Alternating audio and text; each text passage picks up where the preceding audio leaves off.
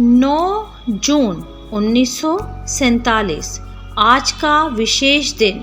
इस दिन मारवाड़ के इतिहास का ही नहीं वरन भारतीय इतिहास का वो काला दिन है जब मारवाड़ ने अपने प्रथम नागरिक महाराजा श्री उमेर सिंह जी को खो दिया।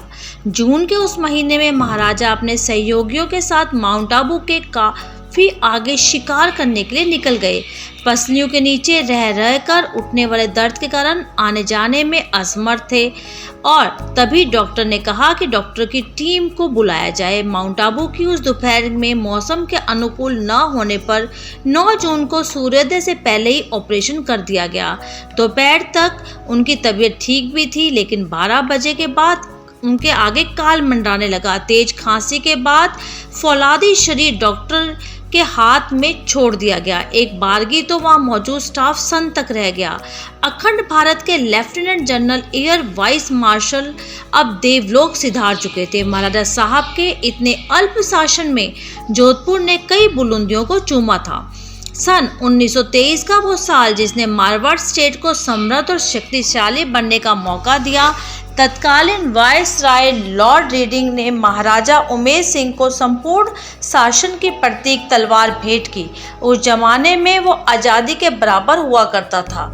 तब से जोधपुर ने एक नया इतिहास रचना शुरू किया। महज 23 वर्ष में जोधपुर में भारत का प्रथम फ्लाइंग क्लब, अंतर्राष्ट्रीय हवाई अड्डा और इंपीरियल एयरवेज KLM और एयर फ्रांस का जोधपुर हवाई अड्डे पर आना एक आम बात थी।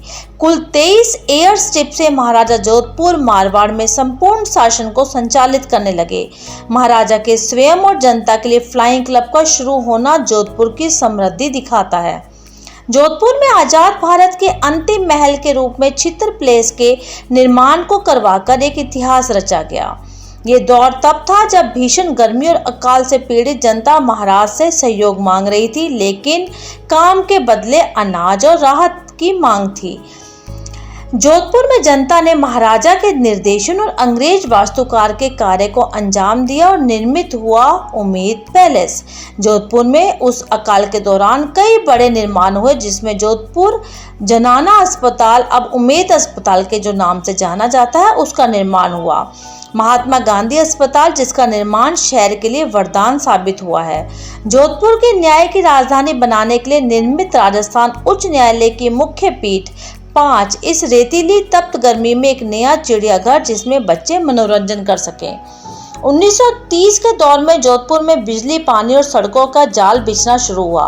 राजस्व बढ़ाने के लिए टैक्स प्रणाली को सुदृढ़ किया गया। रेलवे स्टेशन का निर्माण कर आज के पाकिस्तान और तब के मुंबई राज्य को जोड़ने वाली सिंध से कराची तक जाने वाली रेलवे लाइन बनी। जोधपुर की प्यास बुझाने के लिए अपनी अंतिम दौर में जवाई बांध के निर्माण की नींव रखी गई और उससे पहले 1936 के दौर में जोधपुर में फिल्टर यूनिट स्थापित हुआ। सैन्य शक्ति हासिल जोधपुर में तब की और आज किसी सबसे सुरक्षित जेल का निर्माण कराया गया। ये तो महज वो निर्माण कार्य हैं जिनसे जोधपुर शहर आबाद हुआ, लेकिन कई ऐसे निर्माण भी हैं जिसने जोधपुर सहित संपूर्ण मारवाड़ को फलीभूत किया। महाराजा की कमी बहुत खली जाएगी। जोधपुर ने अपने महाराज को खोया और राज परिवार खुद भी टूट गया। महिला सशक्तिकरण, जिसमें पर्दा प्रथा को रोकने का काम किया गया। मारवाड़ के होने वाले महाराज को ऐसी गद्दी तक नहीं पहुंचाया गया, बल्कि उनमें एक सशक्त शासक के गुण डाले गए। तब 1947 का वह काला दिन नहीं आया होता तो जोधपुर सहित भारत के नक्शे में भी परिवर्तन हो जाता, जिसे उमरकोट को नेहरू और पटेल नजरअंदाज कर रहे थे, वो आज हमारे मारवाड़ में होता। महाराज के बार बार जन्म लेने के लिए प्रार्थना हम करते हैं ताकि उनका जीवन हमारे को और अधिक प्रभावित कर सके। आज हम बात कर रहे हैं उसी जोधपुर के महाराज की, जिन्होंने जोधपुर का सारा कायाकल्प ही कर दिया और ये राज परिवार का जो आदर्श है उनको बनाए रखा।